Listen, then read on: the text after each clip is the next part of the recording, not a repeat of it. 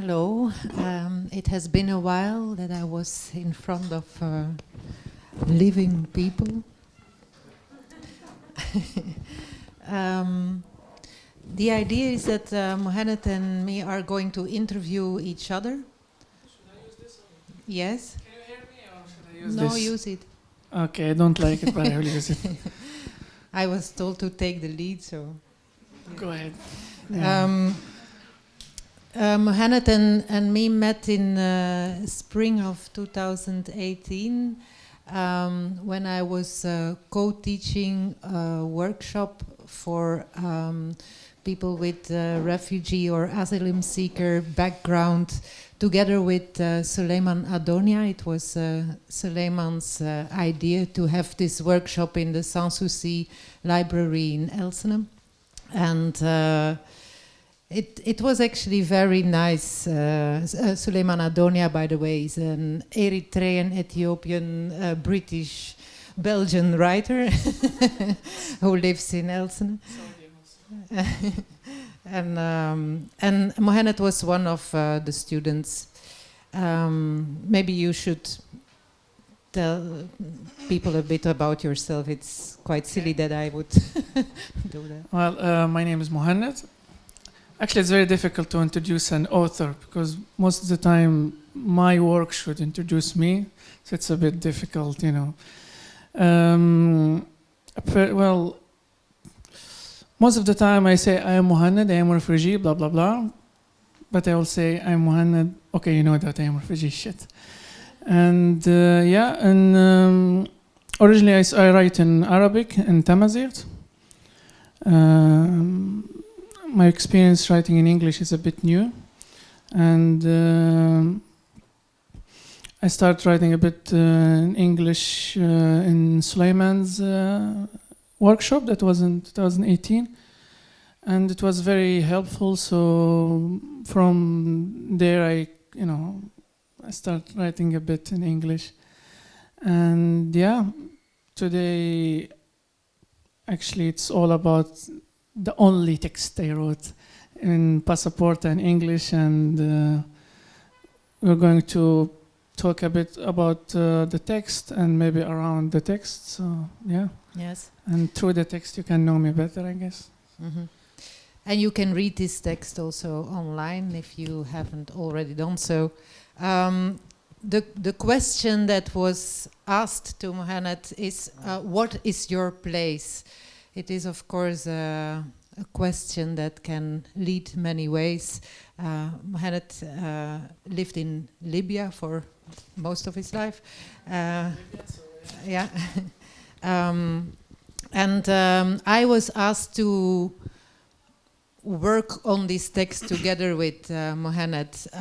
But of course, it is his text in the first place, and since we also know each other like friends a bit, I found that we could talk very freely about this. The first thing that I found about his first text that he sent me was that he was clearly suffering from writer's block, and writer's block came before everything else. So I think often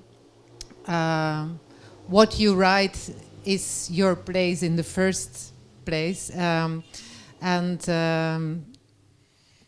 when you don't find the words to write, this can be the thing that you have to raise yourself above first. And it was quite fragmented, the first thing you wrote, and I was also asked to read some of my comments, and this was one that I was just reminded of actually today. Building a whole is important, even if fragmented. I had accidentally written, building a home is important, even if fragmented. It's a theme we have to talk about that was responsible for that, I guess. But in a way, I think my mistake is true as well. When you build your story to a solid whole, it feels like a home to all that loose furniture or those loose fragments. The writer feels she she or he can live there, and the reader feels more comfortable walking around between the fragments of furniture. I have no idea whether I will agree with this comparison tomorrow, but for now it makes perfect sense, though building a home with bricks might sound less IKEA than furniture. Anyway, don't we all write a home for ourselves to live in? I know I do, which also explains my feeling of homelessness, since I'm writing less than I want to nowadays. This was a year ago. It got better. But maybe, Muhanned, you should read a piece of your eventual text, so people know what we are talking about. Should I read it all, or are we going to talk about it? Because I'm not sure. Just read a fragment. Yeah, because here there's a couple of notes. Yes, this is what I just read. Okay, yes. Sure. Okay. The question is, what is my place? My place is where I can describe the downfall, or I can revisit the battlefield while walking through warm blood in slow motion as my quiet voice tells the story. My place is where everyone knows the stories of others, but I have moved away from my purpose since I began writing. The more I think about it, the more I drift away. Thinking has poisoned my thoughts, but has also helped me to realize that some questions need more time. And answering the wrong ones leads nowhere, or at least to the wrong place. The question revealed my vulnerability and made me feel the shame of having no tangible place. It has almost become part of me, a bandage stuck on an old wound. I could see it as I can see the sun at the end of the road, but the road didn't lead me to the sun or to my place. The moment I decided to welcome strangers to my place, it collapsed on itself, a stage of ruins that I cannot erase. I play with words to hide the fact that I have only false maps. The place is missing, but its foundations lie in small pieces that one day will come together. The first piece of my place is the house, where I came upon my first book. It was fragmented and untitled. 20 years later, I discovered that it was written by the leader. The book was one of the objects that helped me to characterize the house. The people's great socialist, national, pan-nationalist state of the masses. It was not even clear in its original language. We simply called it the Great. In our house, colors meant one color, and mankind always consisted of men. Even God was a hidden man. Feelings were lip-synced from songs. Love was watched in soap operas. Freedom was embodied by shining banners. Meanings were overturned. Words were deceptive, and practices were primitive. Our house still possesses the spirit of a Bedouin tent. The cold concrete structure is nothing but a vacuum of minds, filled with gray roads that suddenly tore up the ground after oil was discovered. Our ephemeral wealth is a natural coincidence that has become a curse. Our house is where man discovered how to extinguish fire, a place where darkness had a color, an indoor desert with a sealed door. In the beginning, family members were mesmerized by the voice and utopian speeches of the leader. They were involved in his plans to fight the enemies of the revolution by creating different bodies, such as the Revolutionary Guard Corps, with one motto: no revolutionaries outside revolutionary committees. They were trapped in the leader's fantasies. The leader established a third world theory and set out its foundations in the Green Book. It provided solutions to humanity's dilemmas. For example, solving the problem of democracy by hanging those who advocate political parties. Solving the economic problem by spending oil money and renaming foreign products. Phillips became Garyunis, the name of a battle against the white invader. Everything in his 180-page pamphlet, which was printed in a large font and with wide margins. On the back cover, the publisher wrote, "This book is unequivocally the beginning of a social revolution that offers a true interpretation of history and a solution to human conflicts." Before publishing his book, the leader ordered the closure of libraries, the burning of foreign books, and the ban on teaching foreign languages, including my mother tongue, thus announcing the cultural revolution. Later, monuments made of 3 concrete books were erected on every corner. The leader also renamed the calendar. January became the month of the fires, and September, the month in which we started painting in green, became the month of the conqueror. Yeah. Should I continue? Yes. Yeah. We had one TV channel.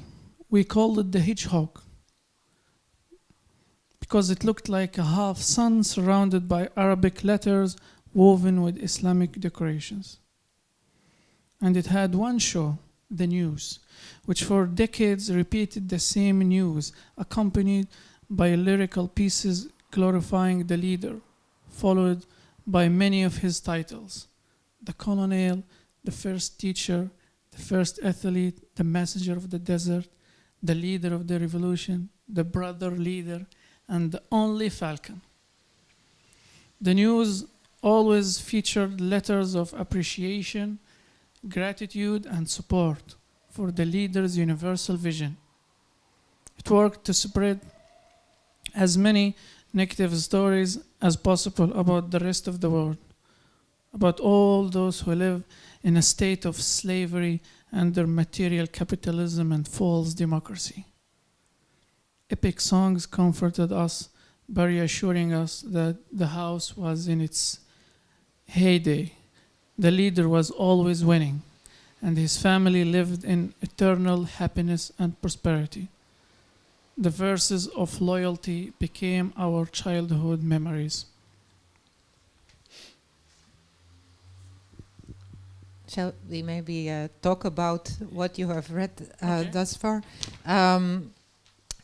What sometimes puzzles me a bit about you, during our last walk, you told me, like, I lost my trust in literature. I am actually only interested in reading non-fiction now, which is for a writer like a dagger in my heart, of course. But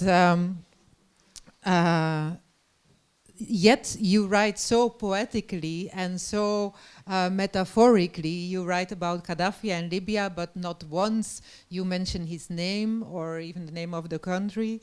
So, what is this with you that you you start believing only in non-fiction, and then you choose this very poetical way of writing? Well, I don't have a satisfactory or elaborate answer, but I think it was a temporary statement. Back then, like, I started working, and it's, like, you can imagine, I am 23 years old, and I never had a full-time job. And this is like the first time I had a full-time job. So it was a very different experience. And somehow, fiction has its own magic. Fiction always gives me hope that there's something more.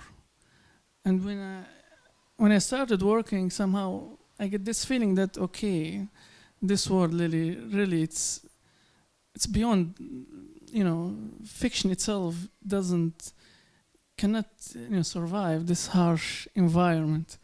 So I need to, like transfer to read somehow, non-fiction. I thought, But can it then not save you from that? I mean, this is. Do you want to give up the illusion? Is this the idea? This is the point. I don't believe anymore that fiction can save me. I find that it's just an illusionary rope. Yeah. And maybe in non-fiction I can find something more concrete. Because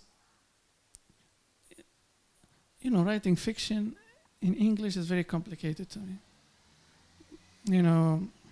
Because this text itself is it's written for someone who speaks English. It's written specifically for an European person, So, and although people here are, most of people are well educated, but you have your own geography in your mind, you have your own history, you have your own culture. So really I cannot write freely. So even in writing this text, which is called What is My Place, it's really, I'm writing and this European reader in my head, and it's very annoying. It's very, somehow it's... And don't you think this will also be the case when you write non-fiction? Well, this is the case. This is the point. Fiction, it has more relation. I find fiction, there's a lot of emotion in fiction. Also, you need a lot of, word background. Like you need background knowledge about many things to get it somehow. And because you see, like all great works were written, like first they flourished in their own language. I don't think that there is a translated work which, like in the original, was a failure. So, the vehicle of language is very talking restrictive. About language, you also mentioned it that the leader, forbids your language, which is Tamazight. Maybe for the European listener here, you can shortly explain why you would not write in Tamazight, or why this would be difficult, and what is your feeling towards writing in Arab or in English? We talked about this quite a lot and on the train also, and talking about your place and your home, I think language is quite important when you choose a language to write in, and this is quite problematic, I think, in your case. It is, because I think it leads us to another question, which is like what it takes to be a writer. And I think you have always like 4 elements, in my opinion. You need a language, you need a reader, you need a platform, and you need to be relevant. And for me, it's very difficult to check the list, because my topics are, my topics are about identity and culture of North Africa, which is irrelevant to 99% of people, even in North Africa, because people, you don't care about identity and culture there. In the majority, you have a triangle there people are more. It's not there. It's probably everywhere, but the first struggle is to survive and to just make it. So culture and identity, it's irrelevant question. Yeah. So Okay. even when I talk about this in the text, it's a very subtle. As you said, I said, my language considered foreign, but I couldn't elaborate in this part. Though I can, but I can't in this text because it's irrelevant. So somehow, you need a lot of. It's not just the language, and also. For me, it's very difficult because my mother tongue is an endangered language. So how can you write an endangered language? a There language. is also no consensus between. Yeah, a language which has three. I mean, three alphabetic. I mean, some people write it in Arabic letters, some people write it in Latin, some people write it in Tifina. So it's not the question like. So it's one question and it has a lot of. It creates hundreds of questions. So just before for you it's very easy. Just take a pen and start writing. But for me, no. It's like, okay, so which letter should I use? Mm-hmm. Which language? Which dialect? Yeah. Should I write in Arabic because most of people are Arabized, or should I use French because, because like in Arabic it's more. It's of course a stereotype, but Arabic is more used in terms of intellectuals and writers. It's used more by people who are a bit conservative. And then you'll find French, it's used by people who are so-called liberals, but they are liberals, but they are still, have this colonial mentality. So, and my language is also, it's not just, there's no standard language, and there's no standard letter, and there is no reader. It's just people don't care about. It's like sitting in a room and it's in fire, and the only one trying to put fire. Mm-hmm. And so the question is.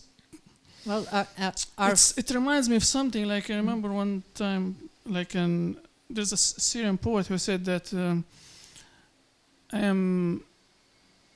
am fighting in the in a battle which I know I will be defeated, but I am there because I know it's I believe in roses in the autumn, although it's an eternal autumn. This is the point. Like it's somehow meaningless because that there's no feedback. It's like when you use a dying language, it's very difficult to hear someone, replying like, "Oh, I hear you." Mm-hmm. Well, our friend Sulaiman Adonia, who I mentioned before,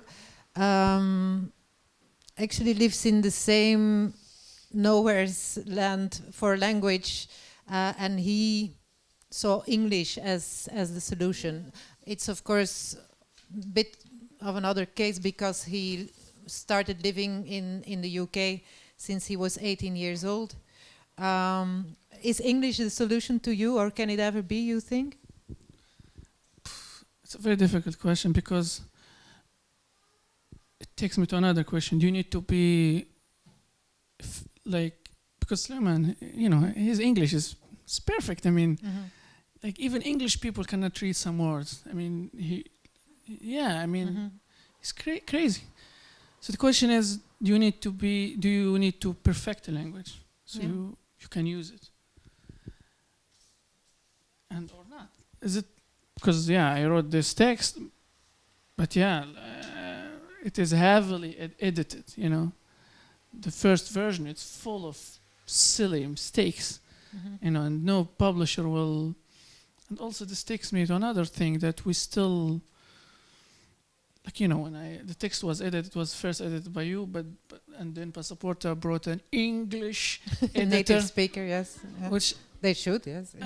Well, I don't agree, that they should do that. No, I don't agree. I mean, the guy is nice. I mean, I love the guy, but I think we should stop with this perfect English idea. And you need an English person, because I don't, I find it a bit of just you are born English, then you have a privilege to have this English because it's such a world language, and it's irrelevant what I'm saying now. But the point is that the text itself, there's this process of different powers and authorities.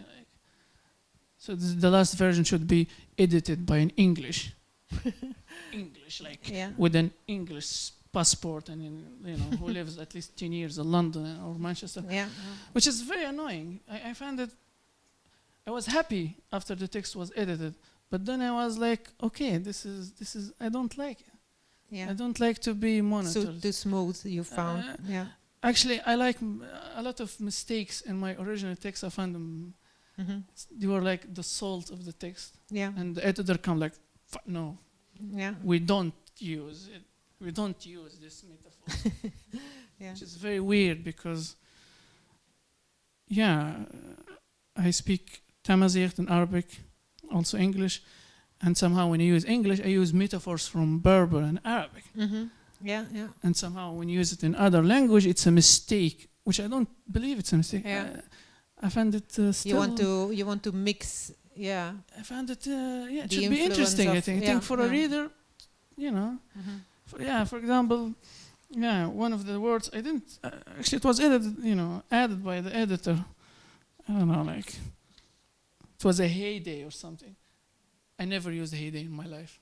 It was put by my editor. Yeah. And yes, it's a very... The point is, even in the text where I want to write about my place, there's like a little place. Yeah. I understand. I know the reader will not get it. I know the reader will not get a lot of things. Like for some, if I'm writing for a Libyan reader, you will get something. So let me give an example. Like there's this quote from a poem, and in the poem he says, "Oh, those people are laughing. They are happy because they will forget the memory which makes them sad." It's a very... For you, it doesn't mean anything, right?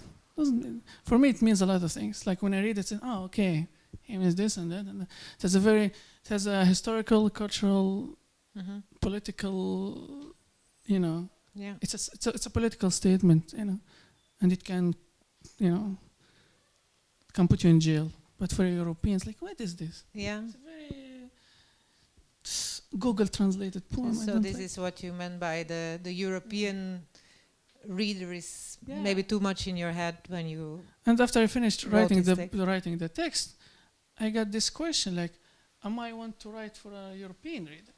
But who then? Who would be your ideal reader? I think someone who will change him, or it will give him a useful information. It will help him or help her to understand a situation, because I don't write for entertainment. I hate... But I think your text actually does explain but when I'm writing, I don't think about entertainment. I think about informing the writer in a very... I try to be less boring. I try to give information, but in a very subtle way. But Muhanned, I think your text, and I am of course a Western reader, but your text does explain quite well from the inside how dictatorship works on a personal level, I found. I mean, the way you describe how it intrudes a house and how it takes over every aspect of one's life. But still, it's a very simple version. Yeah, it's a version that I wrote it to you. Yeah, okay. It's like I'll give you an example. Like we have like 30, 40 years ago, in Arabic they had this short version of novels. For example, Peace on War, you will find it like... The abridged version, 50 pages. Yeah. And the question is, and it was written for Arabic readers because, Arabic was still a young, modern language to translate from Russian. And it was, I didn't use this. And it's the same. You have an abridged version. Yeah. But this is the question. Do I want to write in it? Yeah, well, okay, I understand. Yeah. But and also your answer to the main question, what is your place, actually changed during the writing process, I found, because you now end the text with, "My place is a house that is forever falling. My place is perhaps the moment when I smile at the faces of those who try to remember who they were before being labeled." is how you now end your text. But I remember that in the beginning you started with your place being in the place of the voice for those who are oppressed. Yeah, It's it was, I think, Yeah. it was because, yeah. like I think you started out wanting to be the voice of the oppressed, and in the end you yeah, but sort of gave up I gave up the that idea this is because possible. Yes. honestly, I felt it's a bit pretentious. Yeah. And because when I wrote the first version and I read it to you, you gave me a very bad. Like, I can read it in your face. It's like, what is this?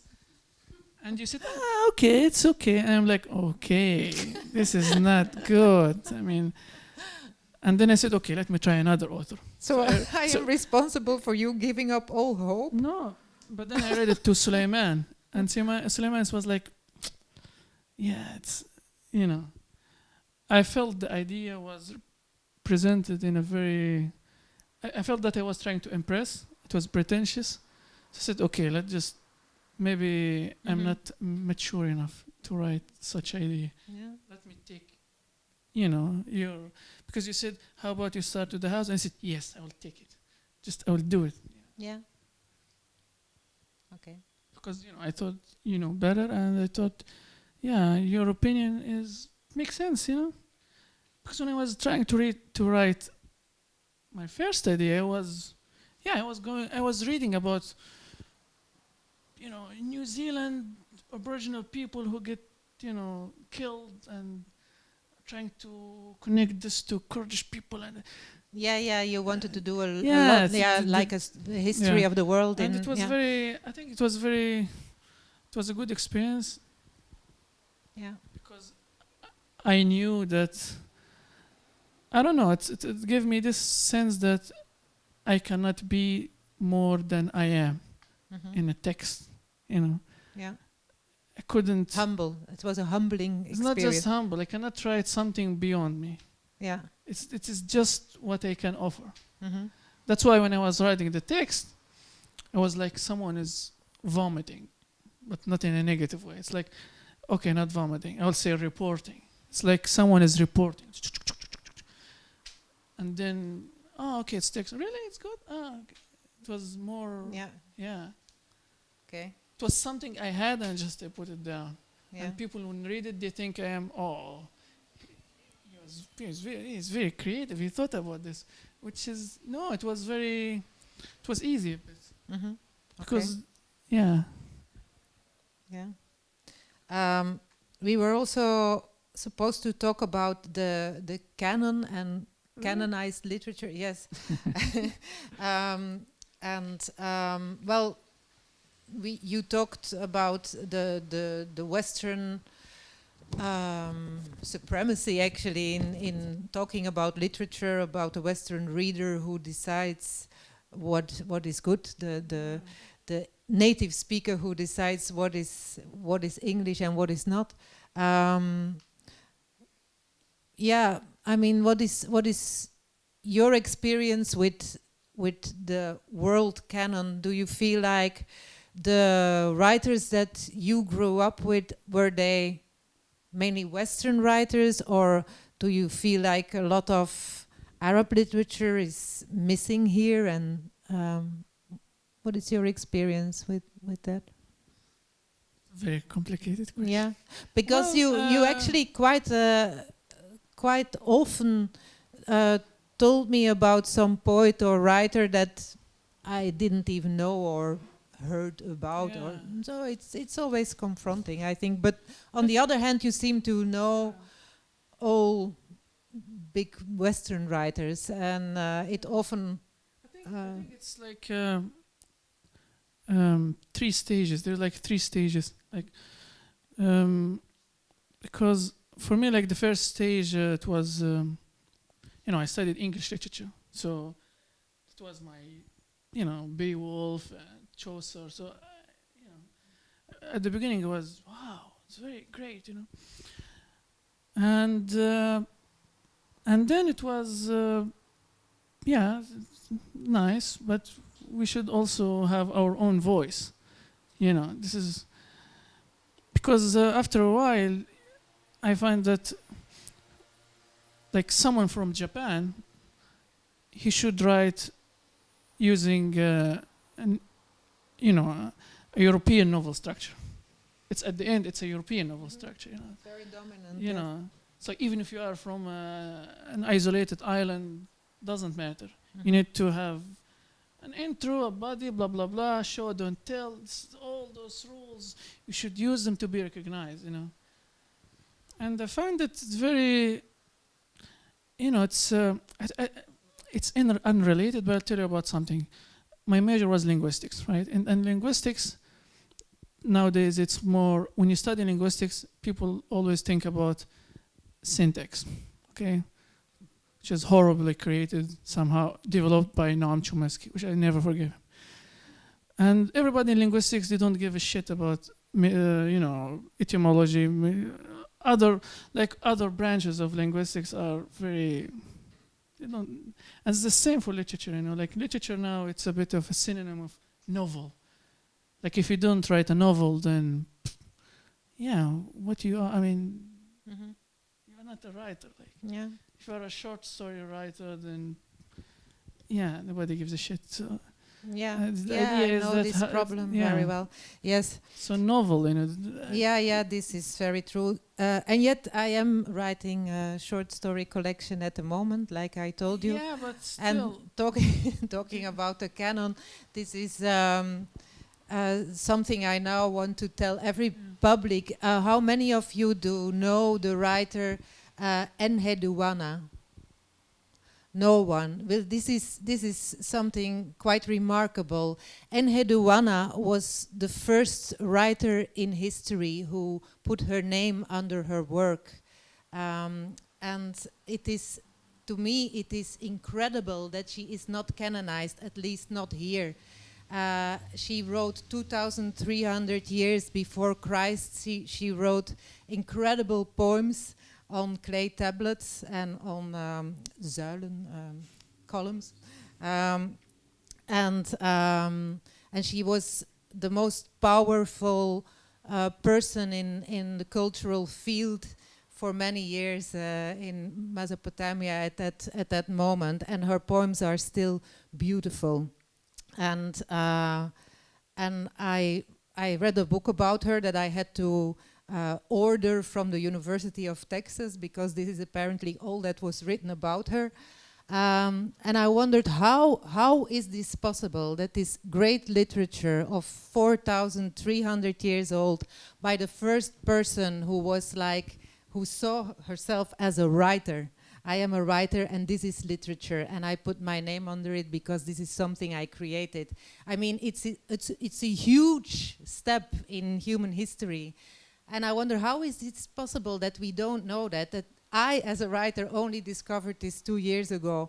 And I think there are two things that don't make it easier. One is this woman lived in what is now Iraq. And the other one is she's a woman. And I think those two things have excluded her from being canonized. And another reason is that only in the 1920s were those clay tablets found. So it's only since then that we had the time to canonize her. But this didn't happen. And nobody here, you are all literature lovers, knew about her. And I didn't 2 years ago. And I mean, did you?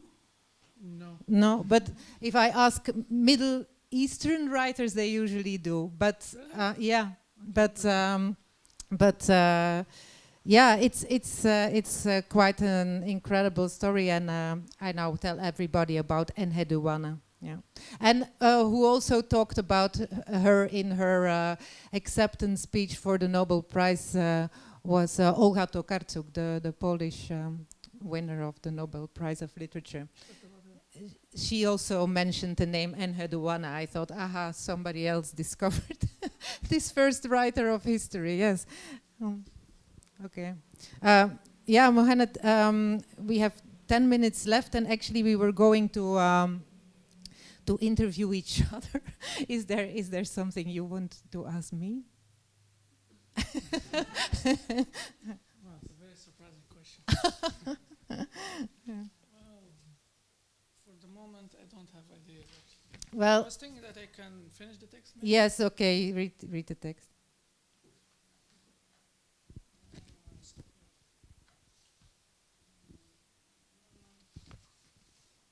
I hate this when they print the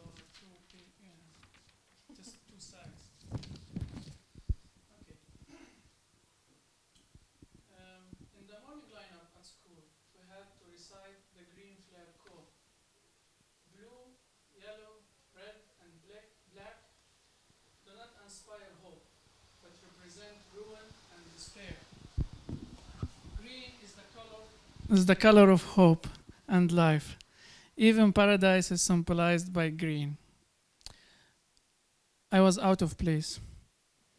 My language was called a disease, one that disrupted the unity of the house. I was made to recite the following. The language of the house is the language of God, the language of the afterlife, and the language of His book. The green book became a greenhouse.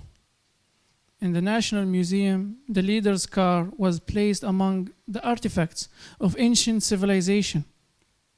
In the month of the Conqueror, I had the chance to look up at the sky to see green fireworks and a chain of small green flags. The walls of our house were painted green, the windows covered by grass green curtains which blocked any view of the changing seasons. Our plants were painted a plain green. What I wondered was the color of the exterior. In the house, everyone had to believe that we were actually not from here. We had migrated from the east, from the home of the nobles. Everyone had to believe the myth that this house had no original owner. Everyone was a foreigner. The only direction that people were allowed to come from was the east. I had to be quiet, but I had a million questions, and I just wanted someone to give me good answers. But asking questions didn't make any sense. I was a guest among those who stole the word we from my language, and because I couldn't save us, I had to try to save I. Everything was toxic, and no one could escape the hatred. My family considered me insane. All questions were answered absolutely, but at the same time, they were not. There was an emptiness in those simple answers, and the present was merely used to reintroduce the past. The rest of the world, from some reason, was angry with us. So the house was closed from both sides.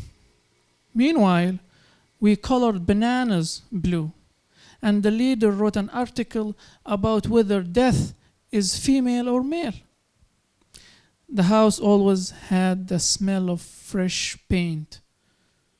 Sons of the revolutions were always painting cracked walls and broken floors. They thought that painting could fix anything. In his article, Long Live the State of the Wretched, the leader writes,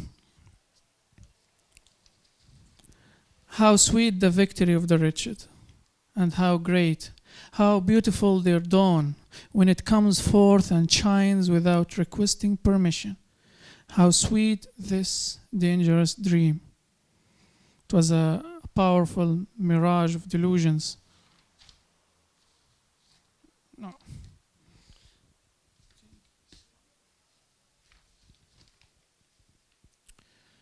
When a boy was born, he would be nameless until the People's Congress approved his name. The name should conform with the language and identity of the leader. And so the leader ordered the list of banned names to be drawn up. Those who choose native names would remain unregistered. To get an ID, everyone had to give up his identity. Those who believed that the house was more than its current wallpapers were denounced as outsiders. They were muted. But the unregistered acquired knowledge from cautious small talk and overlooked signs. Nothing was fixed. In the living room, we had an ancient statue, but the leader decided to take it down because it represented a foreign identity. He kept the marble stone base and wrote on it, "This site will be dedicated to a figure that symbolizes the state identity." Decades later, it is still empty. In the house, the deepest fear was the fear of the known. People were dying in secret, and their children had to live as if their parents had never been. The statement of death in itself was a crime. It was an acknowledgement of opposition. The leader decided to demolish prisons. The next morning, we had so-called rehabilitation centers. The era of socialism was at hand. We wore the same clothes, had the same toys, ate the same breakfast, worshipped the same God. Being the same was a necessity. My existence was a forbidden possibility, where I had to watch outsiders pass down their history, their heroes, and their enemies as mine. It was inconceivable, and I didn't know why they were doing so. I was filled by the void of not being, but I waited, believing that the grass was not greener. And again, I wondered, why are some stories more important than others? The leader wasn't happy to be limited to one house, so he provoked his loyalists to occupy a stripe of the neighbor's yard. Thousands marched into the middle of nowhere, a place where maps were used to get lost. The prophecy of the leader failed. His sons were thirsty and lonely, roaming outside. Silence followed, a defeat that was never recognized. One day, some men decided to take control of their house. Unfortunately, they couldn't kill the monster they had created, and it was impossible to hide inside. Some of them were crushed in garbage trucks. The rest were killed, and their bodies were kept in a morgue for 20 years. They were never buried. The prisoners of one of the darkest places demanded a trial, demanded the right to see the sun, to see other humans. The leader responded by burning the prison and shooting the survivors. Their bodies were buried in the backyard. After several years, they were excavated, only to be burned in an oven for days.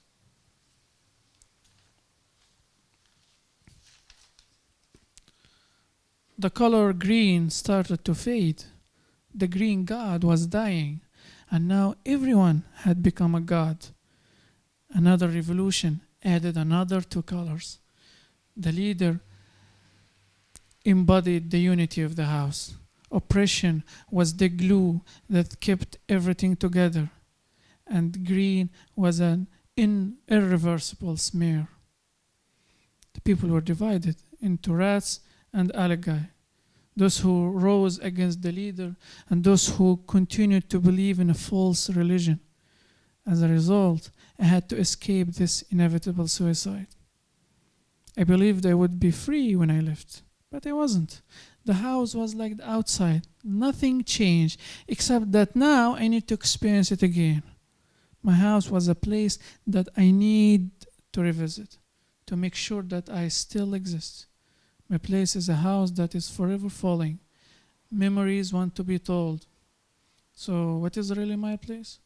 Perhaps it's the moment when I smile at the faces of those who really try to remember who they were before being labeled.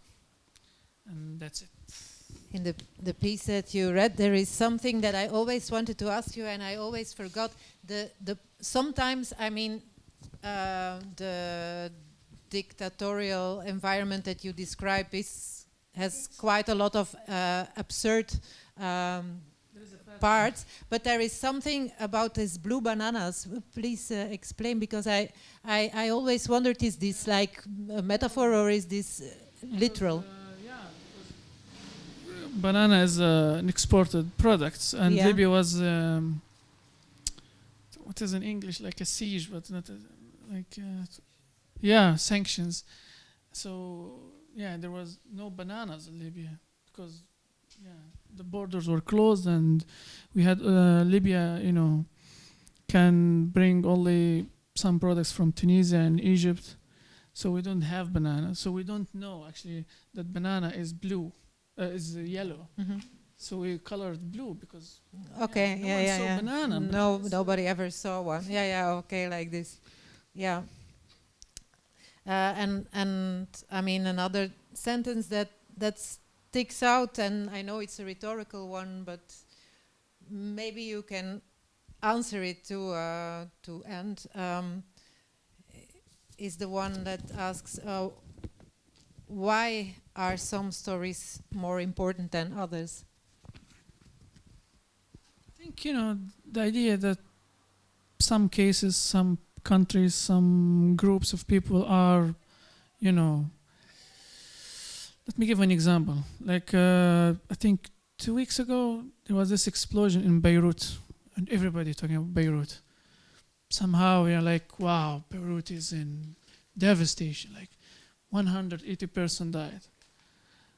So the media humanizing Beirut, and when you open BBC, you have these stories about this woman who was going to get married, but now she has no husband, and the child who was born in a hospital in the time of explosion. Hundreds of stories, about this humanization of Beirut. But I came from Libya, and we have a war for 1 year. Like, we had the recent worst was 1 year war. And we had thousands of innocents dying, and nobody gives a shit. Mm-hmm. So the idea that some countries like Syria, Libya, Yemen, Iraq, the media dehumanizing us. Mm-hmm. We are just numbers. There's no, it's like as if in Libya there's no, women who lost her husband, or like as if there's no child was born in the time of the, an explosion or something. Although the situation in Libya is very, you have the Russians, you have the Turkish. It's a crazy there. But, the idea of, some stories matter and others don't. Mm-hmm. And I know many people will say, but this is a bit whataboutism. And I don't agree. I think it's just hypocrisy. I believe that, either you tell all the stories or none. Mm-hmm. Because for me, I mean, what is it? I mean, what is it? Is it like as if some people matter, Mm-hmm. Because the media says Beirut, it's half of the population of Beirut are Christians. Like, there is religion, there is this. It's the question of, seeing some people, like having empathy or sympathy to some people, feeling some stories, and and we have the same situation. Mm-hmm. But it's not just in Libya, it's in other places. Yeah. And that is the question. I mean, why some story, like a story can make many people get angry, get sad, and other story they will take. Other people stay numbers. They'll get like 20 seconds maybe, and which is, it's not fair, because it's the same. Because it's the same death, it's the same pain. Mm-hmm. Yeah. Of course. And don't you then find the urge to make it your place to tell those stories that are missing? It's not that easy, because it's not. I don't believe that. Personally, I don't believe that one person, can change something. I believe that there is circumstances, and those circumstances have a face. you know. But someone like in the void, you cannot create something from the void, you know. You cannot create fire in the void. You need oxygen. It doesn't work. It's the same for stories, But there are some writers, of course, who have put faces to, or stories to, that were not heard before. I mean, through literature, I discovered parts of the world that I hadn't really paid any attention to before. It is, but then you need, it's like you need to be adopted. Do you understand? Like, let's say that there's a work of art, and then, Europeans or whatever, like, just power, either media power, whatever, and they will say, okay, we'll adopt this and we will make it big, Yeah. But if it's not, then you don't exist, Like, remember, there's this Dutch author. He has this book about utopia for practical people or something. Do you know him? No? Does anybody know? No? He was. He talked one time in an economic conference, I think in Geneva, and it was one time in Fox News, and Fox News stopped him, blah blah blah, and he got famous, and he was. Rutger Bregman, probably. Bergman. Yeah. And for a while, I mean, nobody gives. De meeste mensen deugen. The book is called. Yeah, but he wasn't.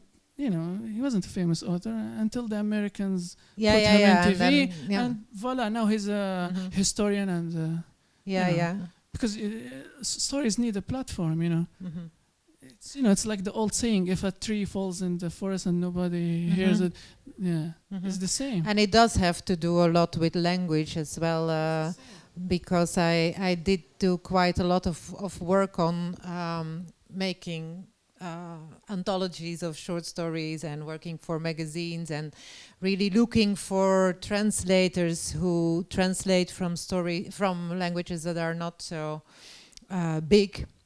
And then all of a sudden you understand the role of a literary translator, the most underpaid and neglected job in the world, and how they can open a whole world to you. And I mean, this doesn't even constrict to difficult countries with difficult regimes. It's the same for Estonian, for example, or you really have to have some idealist people who want to have this voice heard from this particular language or country, and do an effort. This is But there is also, I had this also. There is another question comes from all of this, which is why someone want to be heard in specific platforms. Do you understand? Like, some stories need to be, if you are not in New Yorker or BBC, then you're not news. You're just something. You're always marginal. Yeah. And I was wondering, okay, I am trapped in this, because to be heard, I need to give you more power also.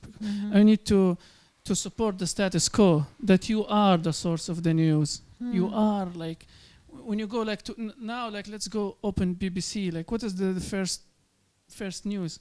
It's about Trump. It's all about Trump. It's about but which is it's very one. But you don't hear about elections in Mauritania. I know America is a big country, but the question is, this is the news. You are the news. I'm not the news. But I think as a writer, I have to also believe in that, because you have to believe in something. But I do believe in people who are interested in the margins, who are looking for something apart from the big news and the big cannons of commercial shit coming towards us all the time. People have power. They have power. They have something. But this is the question, But I mean, Like it's I not was- only about I power. think Of course, this is the way it works. I agree, but you can believe in the small stuff and look for it, and I mean, there is some pleasure even in discovering things that are not brought to you on a platter. Yeah. Does it have like an impact? Like, But what do you want, Muhanned? Do you want to? I mean, because there's always have an impact. a mondial impact. No, because there's always an impact. Like, for example, let's go back to Lebanon. I love this example because really it irritates me. It's about money. Like in 1 week, Yeah. literally thousands of NGOs went to Lebanon and they want donations. And like businessmen now, they want to money laundry and they want to put donations so they, pay less taxes. So it's money. It's. I think this is the impact. This is what I'm talking about. Yeah. Okay. Okay. When you are talking, Let's give you another example. When people talk about colonialism, for example, post-colonialism, which is, I find it very. It's meaningless. It's useless because I have one question. I mean, how and nobody asked this question. Like, how much France, for example, stole money from Africa, and could France give this money to Africa? Can we just talk money? Because this is, for me, if I want to talk about something, I'll talk about the core of it. But when you talk about colonialism, like in a very theoretical way, it doesn't have an impact. Yeah, but maybe it's a step towards something concrete. I don't think so. Because those steps, I mean, most of them are in the academia, and academia, it's very, academia has no money. And anyone has no money, really, he is controlled by others. I mean, I think I'm very pessimistic. But Muhanned is extremely pessimistic always, and still I like to talk to him. But but you have time, and you cannot. But hold is there something, someone in the public actually with an urgent question to Muhanned or to me? Non-corona question. No? Yeah, this was also something Passaporta asked, whether Corona changed something for us in having to do with our place. I can answer for myself that it made my place much smaller. It made me realize that that traveling is a big part of my life, and that it's been enough to be in one place. Actually, one thing is irrelevant, but I was thinking about it, like, how many people were complaining that they are not going to their summer vacations. And it's for me, it's, a bit strange because, I find it is like someone is complaining about a privilege because it is. Oh of yeah, course. well, life is very bad. I mean, I cannot go to summer vacation. I mean, what? But people did go on vacation. Some of them didn't, especially British people and Aaron. Yeah. Yes, of course. Type this is of privilege. Yeah, it is. Yes. Thanks for interesting discussion, and thanks for your text. It was nice. And I do think it sort of resonates even beyond sort of you're talking about sort of your experience and your place. And it can be interesting to think about, what about that story resonates and what connects with other people beyond just sort of providing information about your situation or your place. How does your place connect to our places or where we are in the world right now in a certain way? And a little anecdote, I was at an academic conference in the UK about 20 years ago. And that was a time, of course, when Gaddafi was giving a lot of money. He was trying to rehabilitate himself, and he was giving a lot of money to universities. And so the conference organizers had the idea they were going to make Gaddafi a keynote speaker at the conference.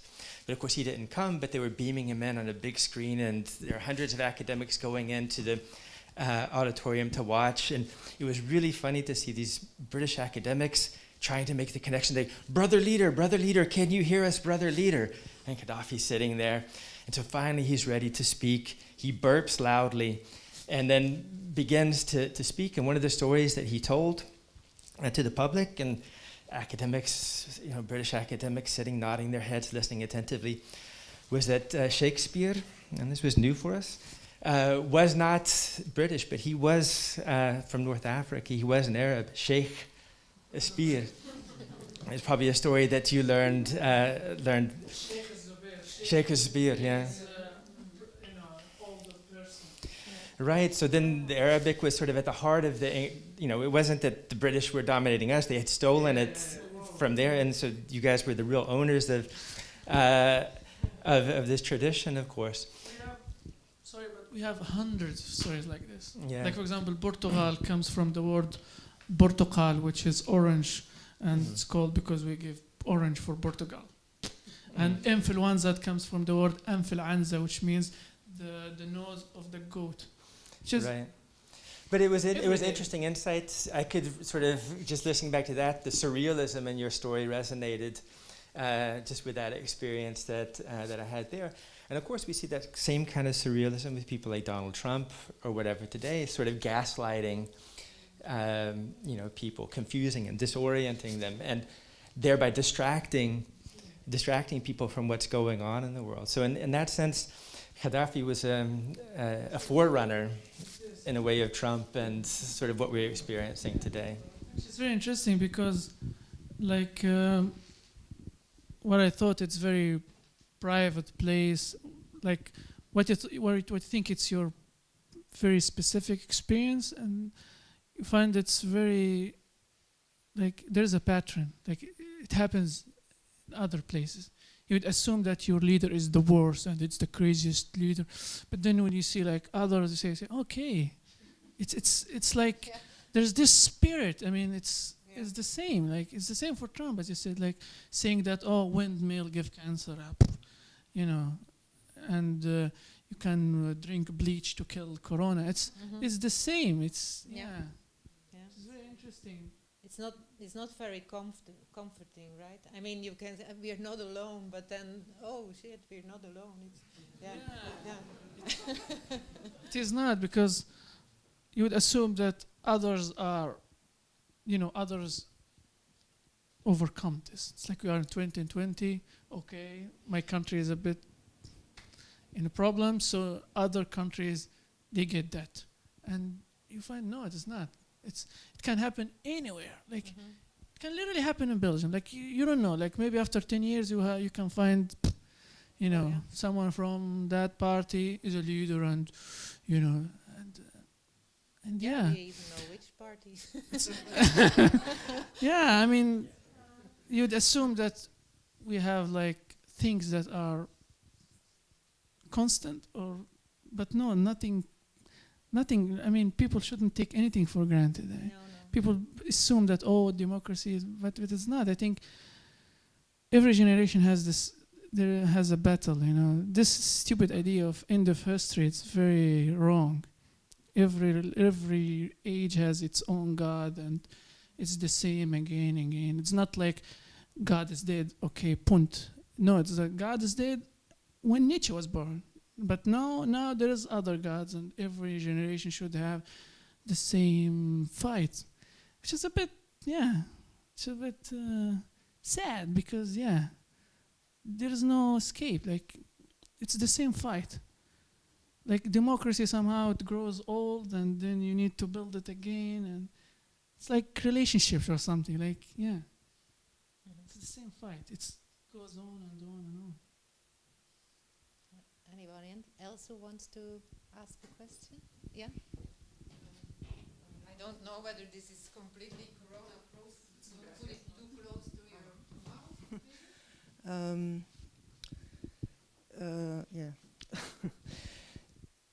Don't you underestimate a little bit what you can achieve by writing. When you say, I heard you saying,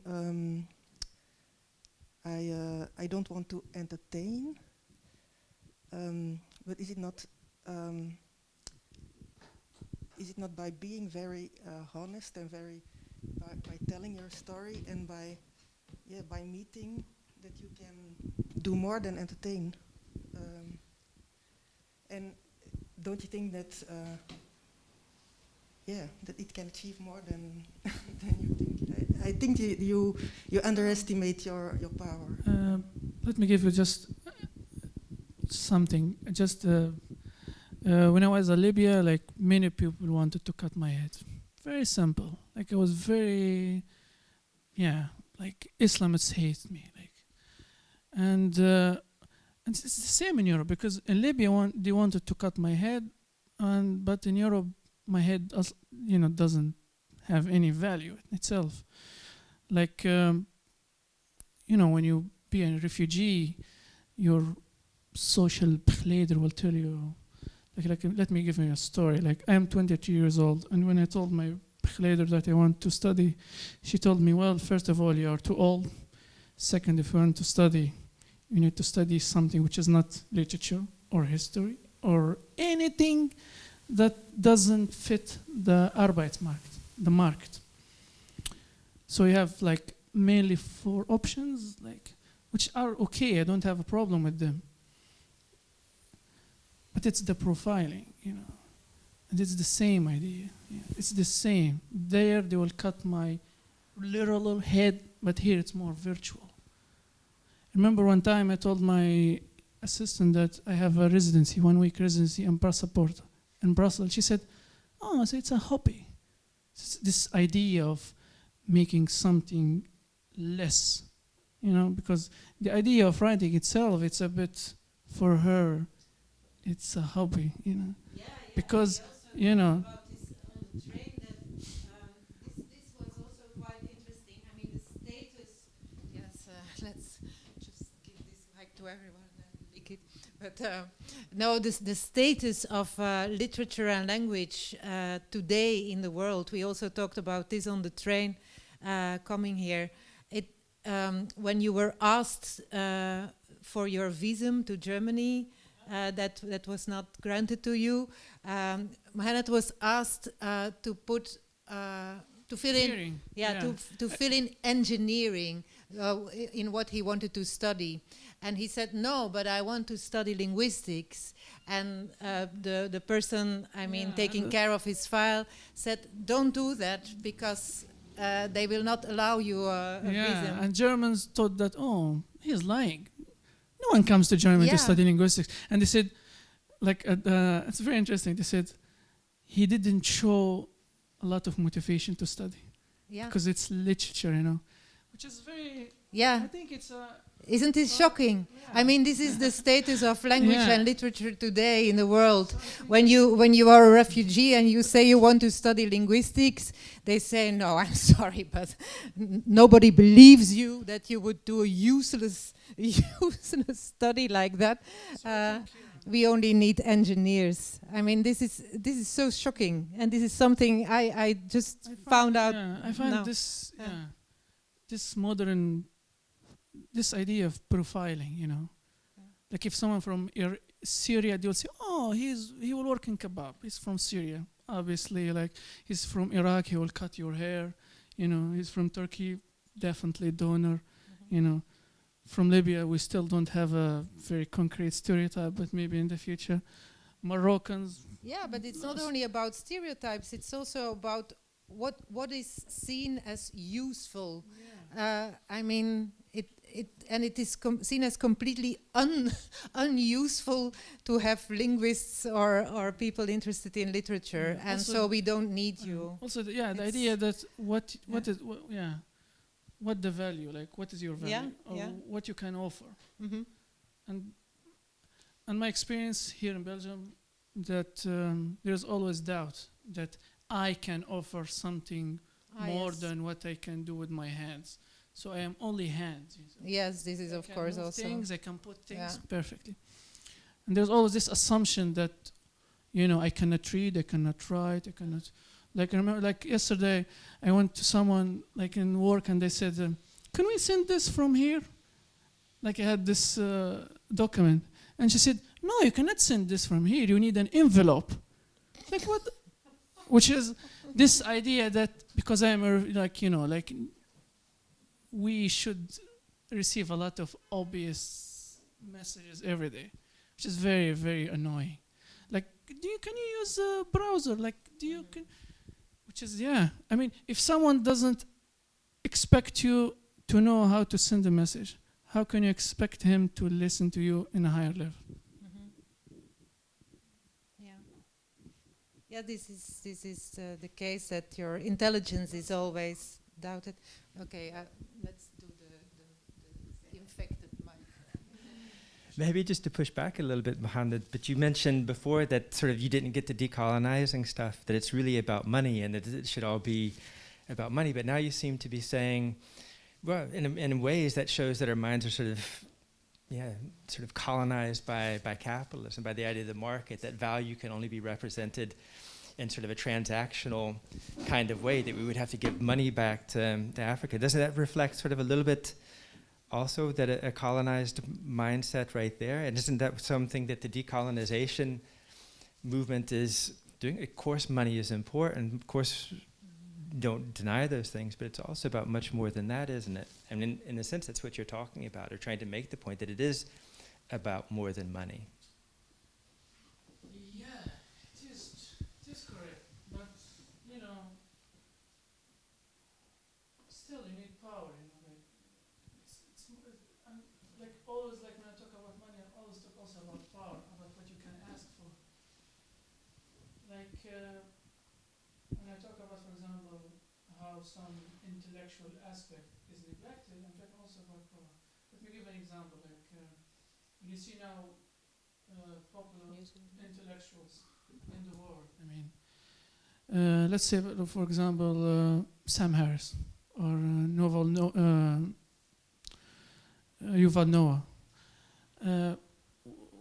What I see is people who are, graduates from Yale and Oxford, and this is power here, because not everyone can study in Oxford and Yale, but I don't have this power, I don't have a PhD from Oxford. So although it's intellectual, but it's still power, because, he has language, he has the passport, he has the degree, and I think it's one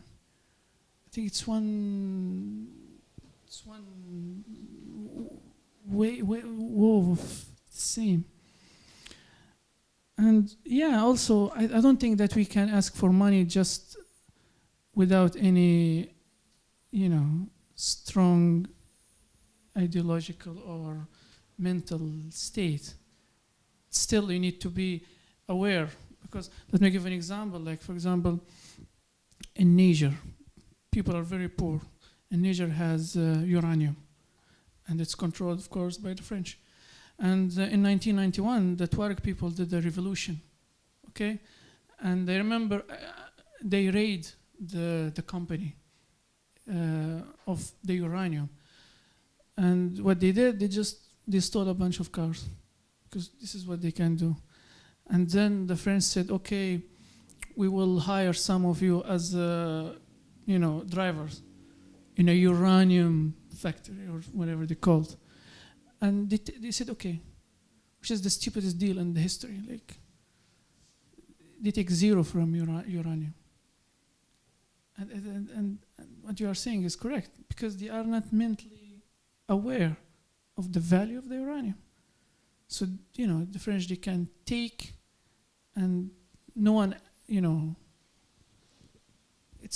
one really can ask this, As you said, the question is simple. Can you give me money back? But it won't work, actually. Yeah. It is a strange thing in the sense that the credential from an Oxford or a Harvard or a Yale doesn't have power in and of itself. It has power because we give it power, right? Because so when we participate in a little bit the same with money to a certain extent. Of course, you can buy weapons, you can generate sort of real physical power out of that. But yeah, just repeating that it's about, it is in some way about money. It's the predicament. That's the difficult thing about it. But maybe one of the things is, since it's about literature here today, is that you can kind of expose that, or by telling an absurd story, sort of pull the carpet out from under that kind of power, even in some kind of small way. So get people if I understand you correct, what you're trying to say that ideas matter without money, or that you can change. Sort of not necessarily What? Either or. But I guess the point is just that a good story can make one look at something different, or in the sense that we fetishize these things, whether it's a credential or whether it's money. We see it as having sort of power in and of itself, but it says power in part because we give it power, and it's difficult to sort of break down. But this is hegemony. This is like what is common. This is what people take for granted. It's not. It's still power. It's just a subtle power. It's something that it's there. People take it for granted. People take it for granted that if someone has a PhD from Oxford, then he knows shit. That I can follow him. But if someone has like a bachelor from Libya, then probably his education is not that good. So I will not listen to him. So it's maybe I'm saying the beauty of literature is that you can, get through the taken for granted. And create a space where you can look at something from a different angle and sort of undermine that hegemony in some small way. Yes, this is what I still believe in. I think, It is. Yeah. It is. I mean, just by writing it down the way you see it. I mean, your view on things but is still, valuable. Still you need others. Like I this is what I believe. Like for example, like American Revolution without the French it won't work. If a Chinese author is not against his government, would not be known. There's always this sense that you need something that can attract others. To get other people to see it. Yeah, you need to be, in demand somehow. Like, let me give an example.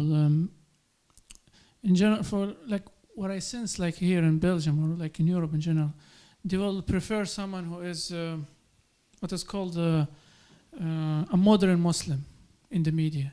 They will try to put always someone who is Muslim but is modern because it sells. You cannot put someone atheist. So atheist, doesn't sell. There's no politician who will come and say, I am an atheist. Even in a country where there's like 40% atheists, doesn't matter. You cannot say you're an atheist. You always need to be, even in Europe, like it doesn't matter. You need to sell. You need something that don't, make people, For example, in France, you assume that France is a very laic country, but when the church was burned, everybody suddenly is a Christian, and we want to build the church again because it sells, So I think, you need a story which can, that can bring people. But when I say, for example, I am an atheist, well, this is not good because, we didn't say it. We should. Like I remember one time there was this journalist. He was writing about me, and in the story he was saying that I am a modern Muslim. I was like, wait a minute, what's happening here? Yeah. Because it sells. It's beautiful. It's nice. It's very beautiful to say that you are modern, you're Muslim, you're modern, you're Christian. It's this, those. You cannot say who you are 100% to be accepted. It won't work. Except if who you are is a trend. And then it's very good. If you are gay now, it's good. But if you are gay 40 years ago, it's not very good. There's a lot of sense of time and place. One last question? Or not? Yes. Yeah, thanks so much to both of you. Just before we finish, Annelies, would you tell us a little bit about what you're working on? You said it's short stories, and why not a novel? Yes, why short stories? Because I like writing short stories, and there are many reasons for that. Because, for example, I like to have short story collections where every story should be in this collection, and there is one theme, and there is one concept, and it's another way of composing, which I also very much like. When there is unity in the fragmentation, I feel that it allows me a lot of freedom and experimentation, and the genre of the short story is also, I think, the most experimental one, because it can be very close to poetry, it can be very close to an essay, and of those experiments, I think in the collection that I'm writing now, I went to the limits maybe of having the whole range, and this is also because my main theme now is care, taking care, but there is also another uniting element, and that is that every short story in the collection, which is called Treinen en Kamers, Trains and Rooms, every short story is based on a piece of literature written before the year 1900 and going back to Enheduanna, 2300 before Christ. So I took a dive into literature of 4,500 years and even more, because I also have the Gilgamesh epos, and it's, I mean, there are pieces that are even older. And it was for me very liberating, because I did not have the best years of my life, also because I think, because of many things, but also because of it's hard to be on the margins of society sometimes. I'm not on the margins financially, for example, or anything like that, but I feel like my voice takes a lot of effort to voice my thoughts. Microphone. It takes a lot of effort, and I sometimes also have this feeling of futility, of even like when the status of literature and language is nothing to most people, or so it seems. Sometimes you think, why all this effort? Why devoting my life to this? But then, writing this short story collection, I had the feeling that I got connected with all those many centuries before me, where people were voicing their thoughts in the most poetic way they could, or and they probably also had a lot of things going against them, and they did, and it made me feel very human and part of something bigger, and made me feel good, actually. It was a good thing to write this short story collection, but I do have to write my last story, and this is the most difficult one, maybe, because I also have this alter ego who is called the author. And I wrote Deserteren. Maybe somebody knows. It was a little book, and it was, yes, a lot of anger about this position of a writer and a female writer also. And then I now want an end story, which is also about the author, and I don't. And there has to be some catharsis, which is coming, but might be coming a little bit faster now, I feel. But it doesn't work like that with catharsis. But all the stories in between are from the perspective of either I or you, which I found interesting, talking about care. And in the background of this theme of care, there is all creation and destruction. This is, I think, the background theme. The previous short story collection was beginning and ending, and I made it now more having to do with art, maybe, in creation and destruction. And sometimes it is close to the essay, sometimes it's close to poetry. So I still believe Muhanned, but a I big believer. yeah, but I also have to keep on writing to keep on believing. I think. I mean, I believe while doing so. So do write. Yeah. Sometimes it's just something I need to do. You know, it's not like I want to do it. It's Yes, of course. It's yes. like you know. Yeah. It's just to put a statement, you know, just to say to yourself, okay, I just want to take it from my head and put it in the paper, and that's it, you know. It's more than trying to take this anxiety, and you know, because sometimes when a lot of things don't make sense, it's very annoying. I mean, you need to put it down, you know. Mhm. Just, you know, thinking that, okay, now it's there, I put it there, I don't know. Mhm. And in this Yeah. sense, it is like building a home for yourself. I think it is It is, but what writing can be. apparently I'm a very slow builder.